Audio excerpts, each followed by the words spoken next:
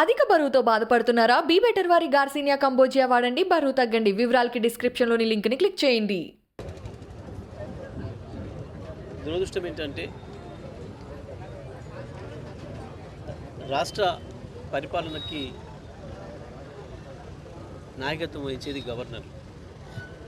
కేంద్రం పరిపాలనకి ఎట్లయితే రాష్ట్రపతి గారు నాయకత్వం వహిస్తారో, కేంద్రం పార్లమెంట్లో చేసే అన్ని చట్టాలను ఎట్లయితే రాష్ట్రపతి గారి ఉత్తర్వులతోని, రాష్ట్రపతి గారి సంతకంతోని, అనుమతితోని అవి పూర్తిగా చట్టరూపం ధరిస్తాయో, అదేవిధంగా రాష్ట్రాల్లో కూడా ఆయా రాష్ట్ర ప్రభుత్వాలు ప్రజలతో ఎన్నుకోబడ్డ రాష్ట్ర ప్రభుత్వాలు ఆ శాసనసభలో చేసిన చట్టాలని గౌరవించాల్సిన బాధ్యత గవర్నర్లపై ఉంది. మరి వాళ్ళ మోడీ గారు చేసిన చట్టాలని రాష్ట్రపతి గారు కనుక ఆపి ఉంటే ఏ విధంగా ఉంటుందో ఈ దేశం పరిస్థితి ఒకసారి ఆలోచించాలి. దాన్ని ఆమోదించగలిగితే ఇవాళ రాష్ట్రాల్లో గవర్నర్లు చేసే పనులను కూడా ఆమోదించవచ్చు ఎవరైనా. కానీ ఇక్కడ దురదృష్టవశాత్తు రాష్ట్ర ప్రభుత్వాలు చేసే కార్యక్రమాలను అడ్డుకోవడానికి గవర్నర్లను బీజేపీ నాయకులుగా, బీజేపీ కార్యకర్తలుగా వినియోగించుకుంటారని చెప్పి ఈ దేశంలో అనేక రాష్ట్రాల్లో మనకు స్పష్టంగా కనబడుతుంది. నిన్ననే తమిళనాడు ప్రభుత్వం కూడా స్పష్టంగా శాసనసభలోనే తీర్మానం చేసింది. గవర్నర్లు సంతకం పెట్టడానికి ఒక నిర్దిష్టమైన సమయాన్ని నిర్ణయించాల్సిన పరిస్థితి వస్తుంది అని చెప్పి సుప్రీంకోర్టును ఆశ్రయించాల్సిన పరిస్థితి వస్తుంది.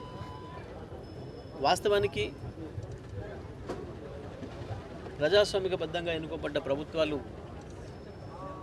శాసనసభలో చేసే చట్టాల్ని అడ్డుకోవడం అనేది గవర్నర్ల యొక్క బాధ్యత కాదు, విధి కాదు, గవర్నర్లకు అధికారం లేదు.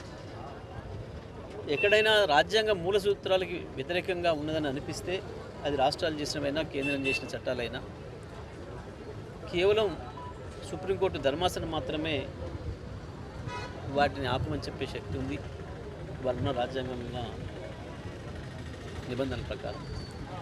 కానీ దురదృష్టవశాత్తు తమకంటే బాగా పనిచేస్తున్న ప్రభుత్వాలు, ఇది బీజేపీ కేంద్రంలో ఉన్న మోడీ నాయకత్వంలో ఉన్న ప్రభుత్వం కంటే, ఇతర రాష్ట్రాల్లో బీజేపీ పాలిత రాష్ట్రాల్లో జరుగుతున్న అభివృద్ధి కంటే,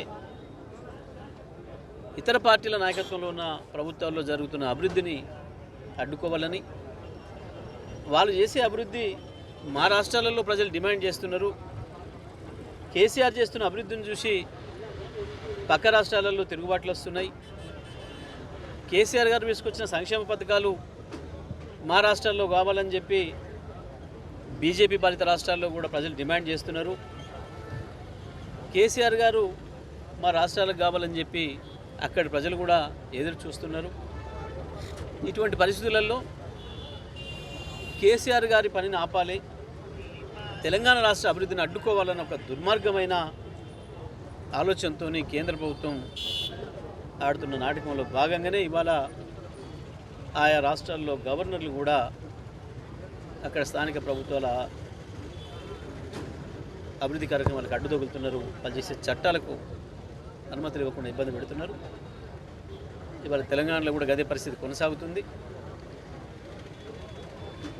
నిన్న కాక మొన్న శాసనసభలో నా రాష్ట్రం ఇంత గొప్పగా పనిచేస్తుంది అని చెప్పి స్వయంగా చెప్పిన గవర్నర్ గారు ఇవాళ వారు మాట్లాడింది, వారి మాటల్లో చెప్పిన అభివృద్ధి చేతల్లోకి రాకుండా అడ్డుకుంటున్నారు.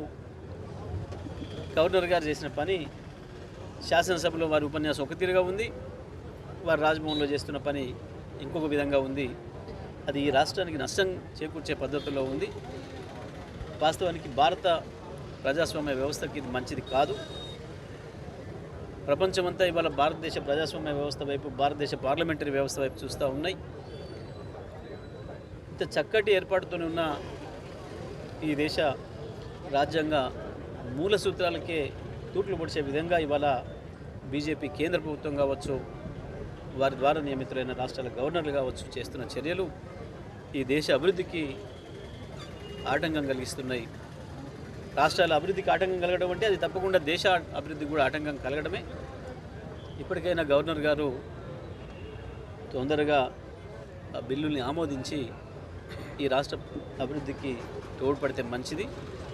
లేకపోతే వారు ఏ బీజేపీ పార్టీకి రాజకీయ ప్రయోజనం అనుకూరాలని చెప్పి భావించి చర్యలు చేస్తున్నారు, అది తప్పకుండా ఆ పార్టీకి నష్టం కలిగిస్తుంది తప్ప లాభం కలిగించదనే విషయాన్ని కూడా వారు గుర్తుంచుకుంటే మంచిది. అధిక బరువుతో బాధపడుతున్నారా? బీ బెటర్ వారి గార్సినియా కంబోజియా వాడండి, బరువు తగ్గండి. వివరాలకి డిస్క్రిప్షన్లోని లింక్ని క్లిక్ చేయండి.